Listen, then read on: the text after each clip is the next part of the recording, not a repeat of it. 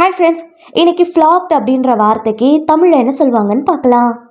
ஃப்ளாக்ட் ஃப்ளாக்ட் இந்த வார்த்தைக்கு தமிழில் என்ன சொல்லுவாங்கன்னா, கூடிய, திரளான, கூட்டம் சேர்ந்த, ஒரு இடத்துல பலர் ஒன்று கூடுற நிகழ்வை ஆங்கிலத்தில் ஃப்ளாக்ட் அப்படின்னு சொல்லுவாங்க. என்ன நல்லா புரிஞ்சுக்கிறதுக்காக நம்ம 2 எக்ஸாம்பிள்ஸ் பார்க்கலாம். First example, tourist flock to the beach. சுற்றுலா பயணிகள் கடற்கரையில் கூடினர்.